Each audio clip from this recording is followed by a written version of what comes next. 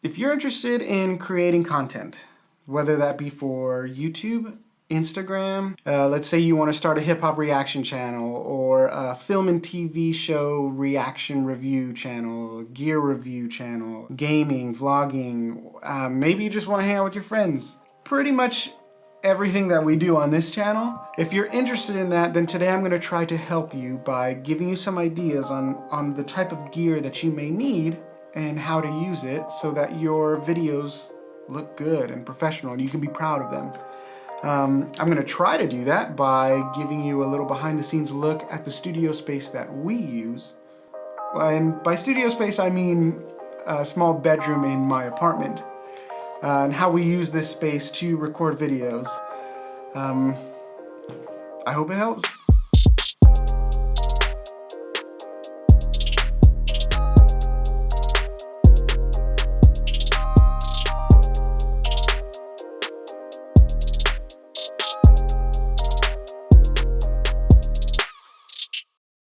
What's up, y'all? This is Very Treasure. I am Luke.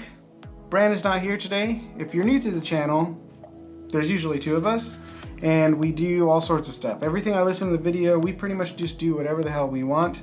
And today I'm gonna give you a behind the scenes look because, you know, we've always just sat at this table. It's just the two of us at this table and we just do our thing. I figured now is a good time to give you a look at the space that we are working in. Also try to, if you're interested in creating content for yourself, show you how I do it. You know, this is my space. I pretty much built everything in this room to be utilized for this. And some of it is budget friendly. I'm gonna tell you that right now. Some of it is budget friendly, but some of it is not. It's gonna be a combination of both. I've had to get really creative with how I use the gear that I can afford. Other times it's like, nope, I know if I drop this money on this one thing, it's gonna be expensive, but it's gonna do everything I need to do. Sometimes you just can't skimp out on anything like that. Regardless, I am pretty thrifty with everything I do, and I'm creative with how I do it, and I wanna give you guys a little look at that.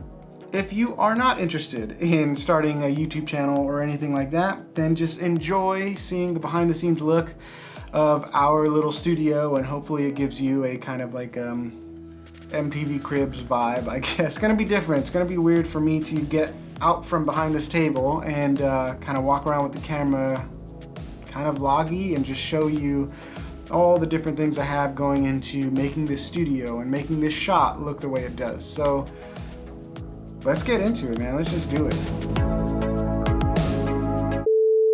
Actually, first and foremost, we are shooting on a Panasonic GH5. I was about to get up and start getting going, and then I realized that I won't be able to show you the camera and the setup that it's on because that's the only camera I have. It's a Panasonic GH5, and I am shooting through this Ninja 5 monitor. So this HDMI goes all the way over there, and all it does is pretty much from the table give me control to stop recording and start recording. I can see the framing. So yeah, Panasonic GH5 with a Ninja 5. I'm not using the maximum capabilities of this Ninja, not recording in crazy bit depth and high resolutions at 60 frames per second or anything like that. No, it's really just so that we can see it and I can hit record without getting my lazy ass up and hit the camera. In more professional work, yes, I do put this thing through its paces. Now I'm gonna get the camera and walk around with it. I'm sorry you won't be able to see the actual camera on the tripod and all that stuff because I really only have this one camera. Whatever, let's go.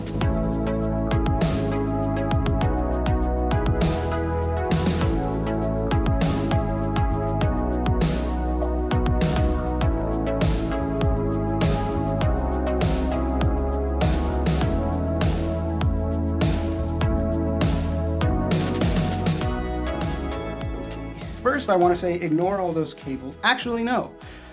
Don't ignore all those cables as much as I wish you would, because this is a behind the scenes look, right? This is behind the scenes, so you're going to see all the ugly cables that I usually try to hide and keep off screen, but this is a behind the scenes video after all, right? So just got to deal with it. The first thing I want to talk about is the background. It's probably the thing that I get most questions about, whether that be from family and friends or Instagram, YouTube comments, stuff like that. Typically, the way you want to control the light is have non-reflective surfaces, which is why in a lot of these YouTube channels, you'll see they have dark backgrounds, whether that's completely dark blue, even black sometimes. That's what I'm trying to emulate here, but since I live in an apartment and I will not paint because 1, it's a pain in the ass, and 2, well, that's pretty much it. It's a pain in the ass. I wanted to think of a more temporary solution to do that. I think I came up with a pretty good one. Surprise, surprise, this is actually not paint, this is a bed sheet.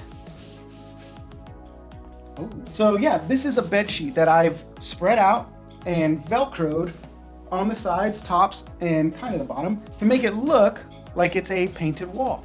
So without getting too technical in this, because I could, a dark background is easier to deal with light because it's not as reflective as a brighter surface. Also, the typical colors that walls come in when you're renting is either white or this ugly tan. You're trying to color grade and the background is the same color as your skin tone.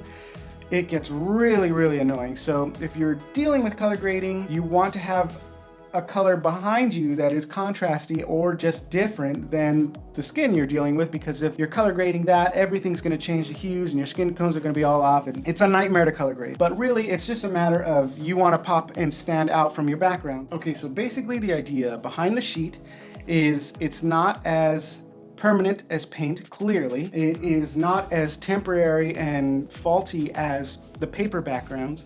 And if I had the sheet, I could push it right up against the wall and still drill holes through it so I can put the shelving up. Because I knew I was gonna have shelving. Also, I'll link to this shelving in the description. I knew I was gonna have shelving in the background because I wanted to put fun little things on the shelving. And you can't drill through paper because the paper's just gonna get destroyed. Paint was too permanent. Also, they do have fabric backdrops, but again, I didn't want to ruin the fabric backdrops if I ever wanted to use it for photography and stuff. This just seemed like the best middle ground. I'd actually never seen it done before, so this was just an idea I had that I thought was going to work best with my uses, and I say it works pretty good. It was kind of a pain in the ass. I had to like spread it all out, steam it to get all the wrinkles out from the folding while it's packaged. There's Velcro along the top and the sides. It's sticky Velcro, strips of it, so I just ran that all the way across the top, all the way down the sides. Yeah, that's how it's sticking to the wall. There's no nails at all. There are no nails that is keeping this up. Lastly, let me talk about the material. This is not like a shiny satin sheet. Shiny satin sheet. Woo. This is not that. This is, I forgot what it's called. I'll type it right here. It gives it like a matte black, a matte dark kind of look. It doesn't bounce the light off nearly as much as some of the other types of sheets. So yeah, that's all it is. It's a bed sheet that I put up so that when the light from our key light hits us directly in the face, it doesn't then bounce back. You don't have these weird reflections on the lenses. There's still some separation. I can direct light a little bit better. So shooting with a dark background helps with lighting, big time. Also, a small room like this, audio isn't very nice, so a change in material, it's not going to help a lot, but it is going to help a little bit to dampen some of the audio reflectance that you're going to get from a small room like this. So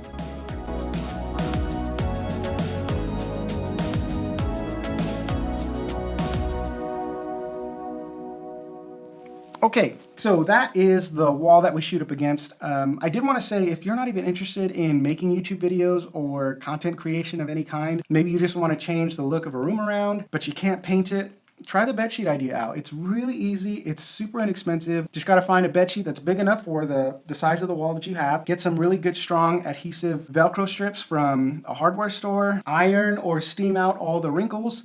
Slap it up there, and there you go. You got a nice temporary accent wall that's not paint, and it's also not the cliche Pinterest look, you know, the one with like the bed sheet and it's got this circular pattern that's symmetrical and it's hung up by 2 thumbtacks and it's got some stringy lights on top. It's not that. I think it looks a little bit better, it's bigger, and it's also temporary. So yeah, try that out. Now we are going to move to lighting.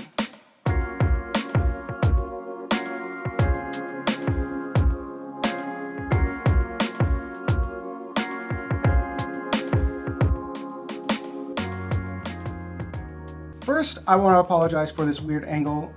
It's the best I could do with getting both of the lights, kind of both of the lights, and myself in the frame. It's really just a problem I have, so I'll just deal with it. Now, I would say, aside from good ideas, good concepts, and a great personality, and a camera to capture all of that, lighting and audio are the next most important things when making your videos look and sound professional. At Very Treasure, we use primarily a 2-light setup. We have a key light and a hair light. Both of these lights were from a company called Fovatech. I got them on Amazon. They're pretty inexpensive and they come in a pack of 2 with 2 light stands. They're LED panels, so they generate a lot less heat than the normal compact fluorescence lights. Usually compact fluorescents are the starting point. That's what I used when I first started, but they generate a lot more heat and they are more faulty. They have a shorter lifespan. These LED panels I've been using for years and they've never lost any brightness. They've been working strong. There are 600 bulbs on each of these panels, so they get really, really bright, and all of those bulbs are devoted to a daylight white balance, so 5600 Kelvin, which is about daylight balance. They also have the bicolored, which goes from, I think it's 3200 Kelvin to 5600 Kelvin. I chose the white light because it's a lot easier to color grade. The white light just looks nicer, I think, and it just comes across to me as brighter. It's personal preference, but I like that. These things, I'm saying, they get really bright. Right now, they're at 75%. And it's right in front of our face, so it gets plenty bright. Now, the idea between a 2-light setup with a key light and a hair light, the key light is used to light up primarily the main subjects, which in this case is me and Brandon. So it's right in front of our faces. We are literally just like 2 feet away from it. Usually Brandon's sitting right here, I'm sitting right here, and it's pretty much right in front of our faces, and it's bright as hell. But lighting us up really good, helps the camera get all the clarity that it needs. It helps with color grading and everything. The hair light, this one back here, its job is to primarily just add an edge to our heads, our shoulders, sometimes even the chairs that separates us from the background. In this specific case, it's also being used to illuminate the background itself. So it creates a nice spread of light onto this dark background. It illuminates this art piece here and the little knickknacks that I have on the shelves, and creates that kind of hairline silhouette that separates us from that background. That's set to 100 and this is set to 75. This light right here kind of makes it difficult to watch our movies when we're either reacting to movies or TV shows. It makes it difficult because it's blaring right in our face and we have to look past it to look at the TV over there and try to distinguish what's on the screen, and if it's a dark scene then it kind of makes it difficult. But that's the idea between this lighting setup. We also have little kicker lights here. So this guy right here is a rim light. Usually that can only be seen on Brandon's side.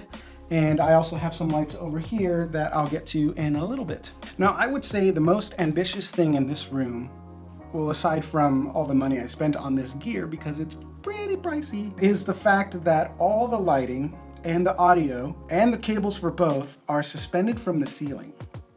We haven't had any problems, nothing. It's all secure, well, until it's not. It's been fine. And the idea behind that is to just basically streamline everything. This room is a multi-purpose, multifunctional room. We record in here, I game in here, I edit right here, stream, Twitch from right here. We have to use every space of this room as best as we can. And it's not big enough for me to have like a recording corner over there, an editing bay over here, gaming section over there. It's just not big enough for all that. So we have to use every square footage of this room as best as we can. Having lighting on poles and microphone all on the floor, that makes it kind of a pain in the ass to keep this room as functional as it is. The reason why you want to keep everything as functional and streamlined as possible is because the more time and effort it takes to set things up so that you can record, the less likely you are to record. So we wanted to streamline everything so that I don't have to take everything out, set everything up,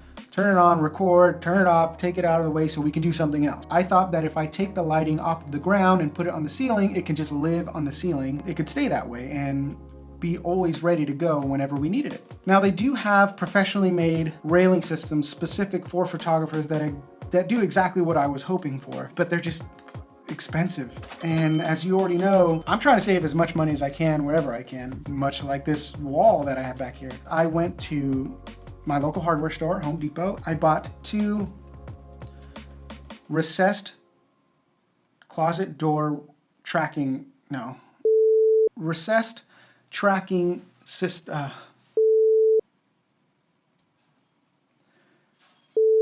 recessed closet door tracks, if that makes sense. They're tracks that sit in the closet frame. It comes with 2 pieces of hardware that roll inside of that track, and those 2 pieces of hardware attached to the door, and that's how you have a closet door that slides. I also bought 2 pieces of aluminum, I think they're aluminum pipes. Regardless, they're strong, sturdy, and lightweight, and I attached those perpendicularly to the tracking system using the 2 pieces of hardware that would normally go in the closet. I attach them to the pipe, and that allows that pipe to slide up and down the rails that I have perpendicular to them, and that just lets me slide it up and down, and then I can attach lights and everything across that pipe so that I can have any light in any position along that grid to light up the scene and to keep any cables and pieces of hardware like super clamps and tension arms, all that stuff.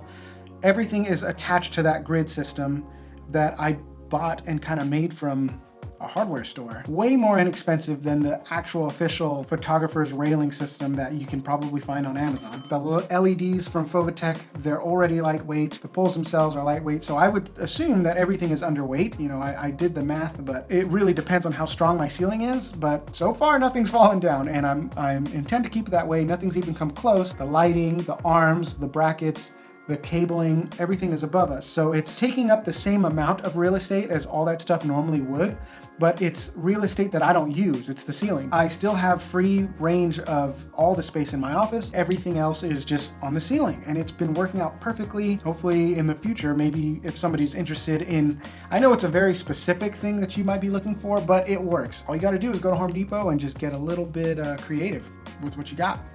I also have a few other lights hidden around the scene. For instance, I have this. It's an Aperture Amaran MC RGB LED. Seriously. Basically, it's just a small pocket-sized LED that does RGB colors. It can connect to an app on your phone and has all these different presets. It's super powerful, super bright, very small, compact, lightweight. It has magnets, so it can hide in all different places. But I use this one specifically on this side of the frame as a rim light for Brandon, to separate him from this dark, shadowy corner that we have over here. All it does is create like an edge, or it highlights the rim, the edge of his shoulder, to separate from the background, and it kind of just adds a nice kind of cinematic look. It's really just there to separate him from that dark corner over there. Okay, so now we're on my side, the left side. Well, I guess it would be the right side for you guys. Regardless, it's my side of the room, and over here we have just some knickknacks. I got them from Hobby Lobby or Michael's or something like that. A table, a fake plant, and a terrarium. I think it's a terrarium. That sounds like wrong, like a spider thing or something. Whatever, terrarium, I think. And this light that we got as a gift in film and everything, this is a practical light, meaning that you can see it. It's right there in the scene. It's part of the scene, and it's emitting light that is usually illuminating the subject.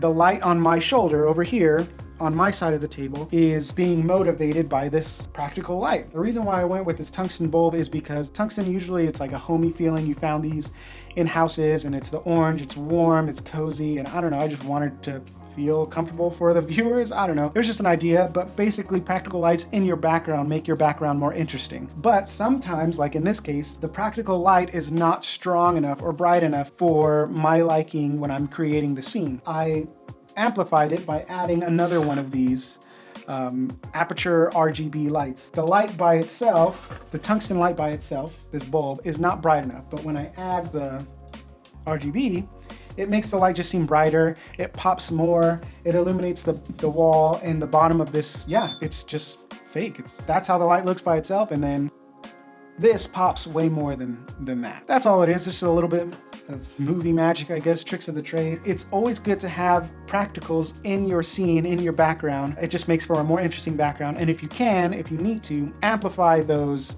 practical lights by using little lights like this. Again, these are perfect because they're so powerful. They can change any color you want, and they can hide in the scene all the time. So there you go.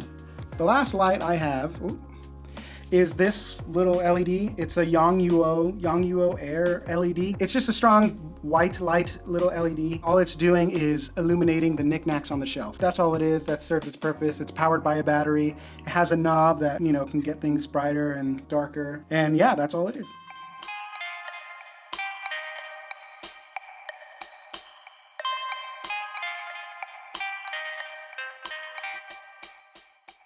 Knickknacks. Knickknacks are fun. I usually change these around depending on, how I'm feeling, what we got going on. Got Boba Fett up here, Lego Boba Fett. a pop signed by Christopher Sabat himself, voice of Vegeta. His limited run Majin Vegeta, Goku. So yeah, I'm big Dragon Ball Z fan. You got a couple Star Wars things, Darth Maul, Darth Vader. I wanted to make the background interesting. That's all it is. You got to make your background interesting, and it's also has to resemble you and the things that you like. Take every opportunity you can to make your personality come through. And with the background, that's the best chance to do it. So we always put knickknacks back here. And then actually up here, where nobody ever sees, I have a baby, a bridge baby from Death Stranding. The only time he made an appearance was on the October Month of Fear, because that's the only way I could justify bringing a baby in a jar out from hiding. He's always there, but he's hiding just out of screen and you can't really see him.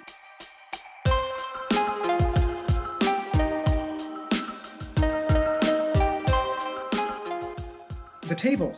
I know it may not seem necessary to talk about, but it actually is. It's in every single one of our videos, and it serves multiple functions. It has many different purposes. One of the main purposes, if I'm being honest, is the fact that me and Brandon are fat, and we want it to cover our guts. I'm just being 100% honest. For me and Brandon, we wanted it to cover our guts. Also, because we are fat, we are lazy, and we just wanted to be sitting down.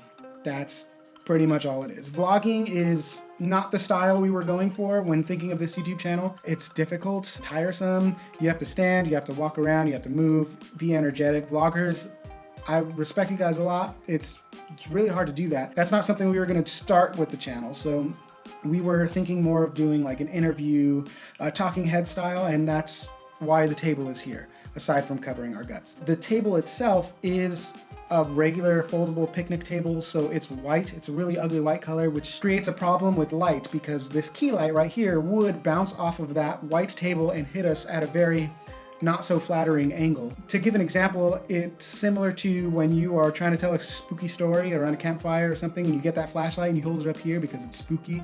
It creates those shadows, you know, and those shadows are not very flattering, especially when you're trying to do a YouTube video. So in order to cancel that out, I put a non-reflective surface over the reflective white surface of the table, so it can cancel out and dampen some of those reflective, so that it wouldn't hit us in an unflattering way. The blanket itself, it's a packing blanket. The movers left it behind, they forgot about it, and you know, thanks to them, I've been using this packing blanket every single day since. So this table would normally be a reflective surface for both light and audio. Our voices would hit the table and bounce over there and bounce over here and bounce off the ceiling and bounce down. So the blanket itself kind of cancels out those reflections, and it really helps with audio. It helps clean it up and focus that. So if you are recording in a small room, similar to this one, you really got to think about those things. It could be very distracting. It could sound like echoing or unnecessary reverb. Basically, you want to soften up all of the reflective surfaces, like this hard table, like the floor, like the ceiling. So for instance, the sheet that I have on the wall, it's not going to do it very much, but it is going to help dampen the sound a little bit and also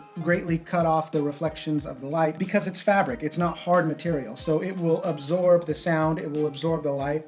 That's what the sheet does on the wall, that's what the blanket does on the table, and any little bit can help. So if you are thinking of doing something at a table, I would recommend covering it with a blanket or something that helps with the color scheme, because it's, you know, part of your set at that point. This matches the color scheme I have going on with the blues and the browns, and it also serves some technical purposes as well, like absorbing light and sound. So yeah, there's a little tip for you.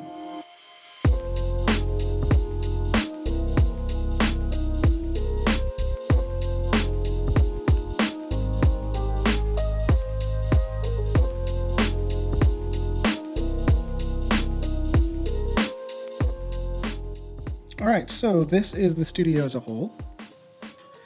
This is the entire studio.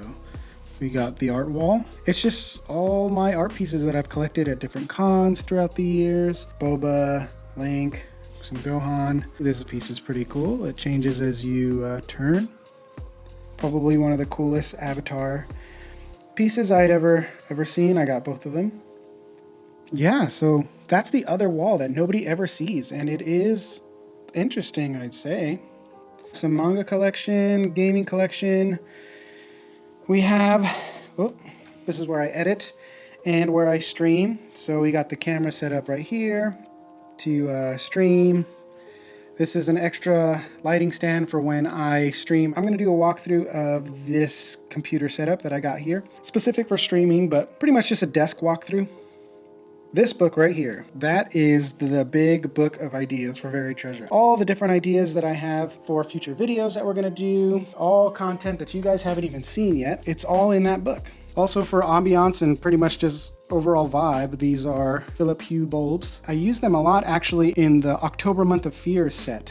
When it was all spooky and creepy looking, I use those bulbs a lot. So they definitely come in handy. I know they're a little bit pricey for bulbs, but if you use them for different purposes, like your video work, they add a really cool feeling and mood and vibe to your set if you're looking to color things up, which I will get to in the October Month of Fear video when I do a walkthrough of how I lit that whole set. So I kind of breezed past this. This is the gaming setup. The LED light strips, which you can't really see right now. There you go.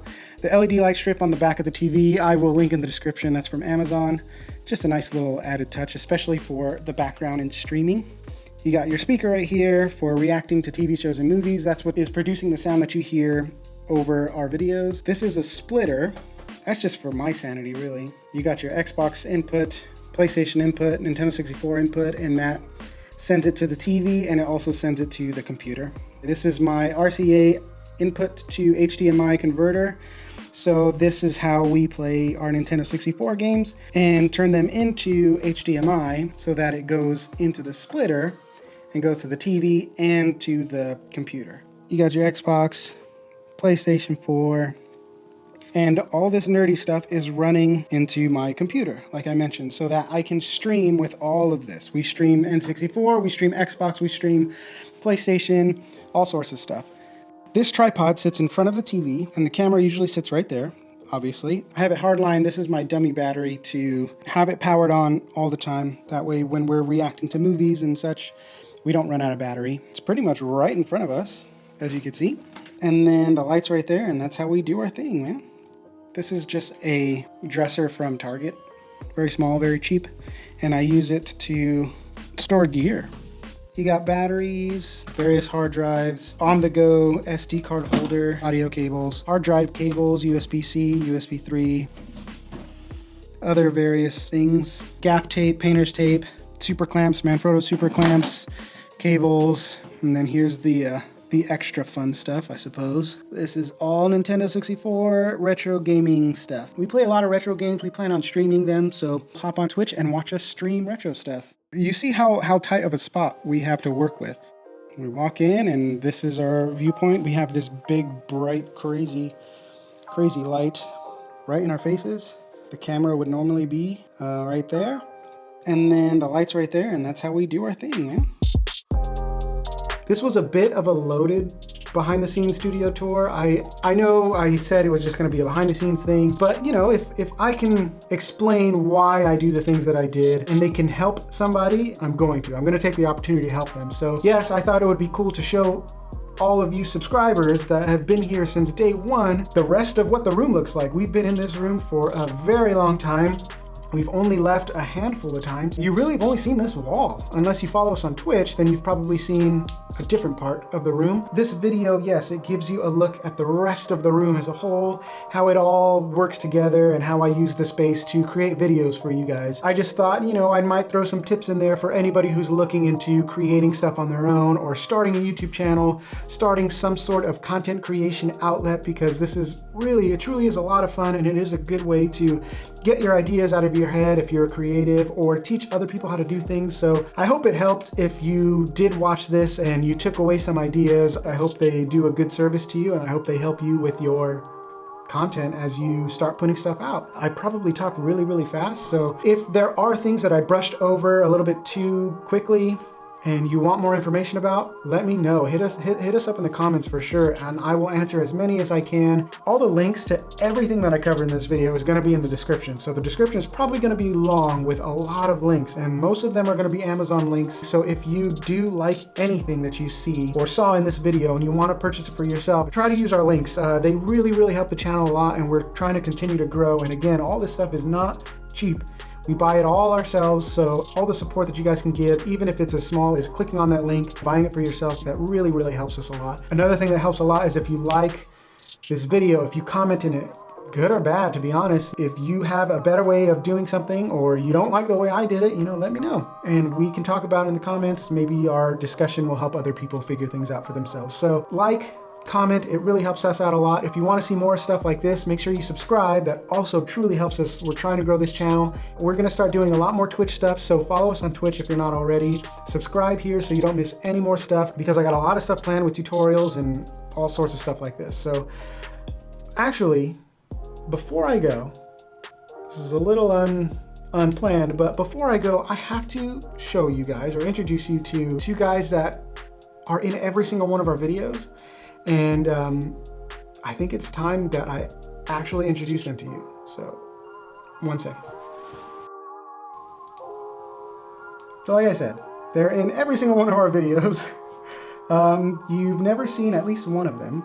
This is Yoshi, and this is Artie. You hear them in the background in probably every single one of our videos. And it's very frustrating sometimes for me, but they're birds. I mean, what can you expect? They do what birds do. It seems like all they want to do is be part of the show. So they let themselves known all the time by squeaking and squawking and talking. But it's not always the best thing for a YouTube channel, because we're just trying to record, man. And as soon as we hit that record button, they start popping off. So this is Yoshi, and this little guy, his name is Articuno, but we call him Artie for short. All right, y'all. Well, that's it. I mean, I'm gonna get up out of here because the birds are starting to examine a lot of things. So again, subscribe if you're not already. Like this video, comment down below. All the links are in the description. Other than that, just wait around because we got a lot more stuff coming. All right, y'all. Peace. I know the ending of the video was probably distracting once these guys came out. You didn't really care about anything I was saying after that, huh? Yeah. Especially this one. He's cute as hell. This guy's a talker, though. He loves to talk and chat, unless he's shy, like it seems like he is right now. Yeah, sorry if sometimes these guys get a little annoying on the videos.